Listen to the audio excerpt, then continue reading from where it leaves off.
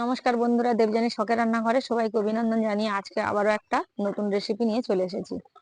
যেহেতু বর্ষাকালের প্রত্যেকের বাড়িতে আমড়া গাছ আছে এবং প্রত্যেকের প্রচুর পরিমাণে আমড়াও হয়েছে, তাই এই বর্ষার সময় আমি ছোট ছোট আমড়া দিয়ে টক ঝাল মিষ্টি আমড়ার আচার করে দেখাবো।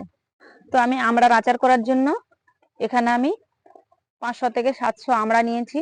আর এই আমড়াগুলো ভালো করে ছেড়িয়ে এবং ধুয়ে পরিষ্কার করে জল ঝাড়িয়ে আমি রেখে দিয়েছি। আমি আমড়াগুলো কিন্তু আগের থেকে ছাড়িয়ে রেখেছি। এবারে আমড়াগুলোকে আমি মাঝখান থেকে কেটে নেব।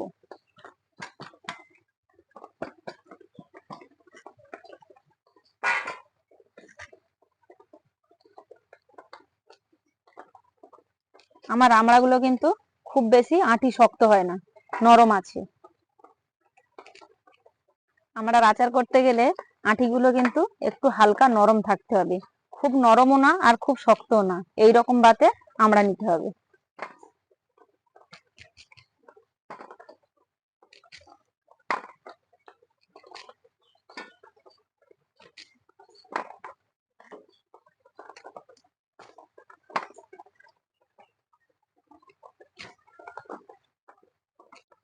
তো আমড়াগুলো আমি কেটে নিয়েছি।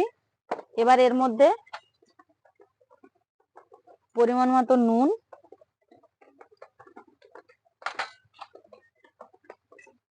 আর হলুদ গুঁড়ো দিয়ে এটাকে আমি ভালো করে মেখে নেব।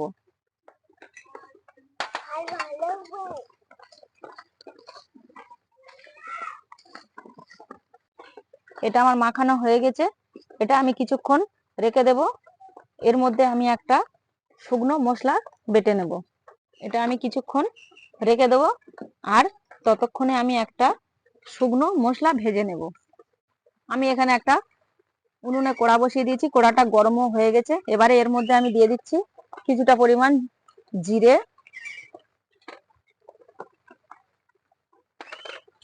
দিয়ে দেবো অল্প একটু 5 ফোড়ন, দিয়ে দেবো মৌরি, দিয়ে দিচ্ছি কয়েকটা গরম মশলা, দিয়ে দেবো কয়েকটা শুকনো লঙ্কা, আর দিয়ে দেবো অল্প পরিমাণে সর্ষে।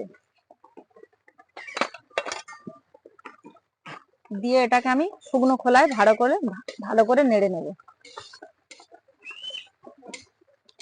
ভাজা হয়ে গেছে, এবার এটাকে আমি নামিয়ে নেব। নামিয়ে ঠান্ডা করে, ঠান্ডা হতে থাক, আমি তার মধ্যে আচারটা তৈরি করতে বসিয়ে দেব।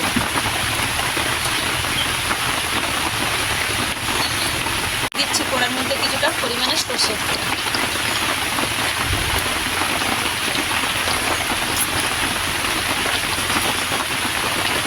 এবার তেলের মধ্যে আমি ফোড়নে কিছুটা জিরে ফোড়ন দিয়ে দিলাম, আর দিয়ে দিলাম কিছুটা শুকনো লঙ্কা, আর অল্প একটু কালো জিরে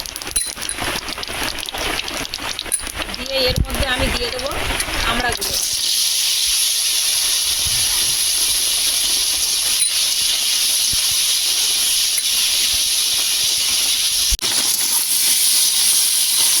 তো আমি এটাকে ভালো করে কষাতে থাকবো, ততক্ষণে আমি আমার ভাজা মশলাটাকে বেটে নেব।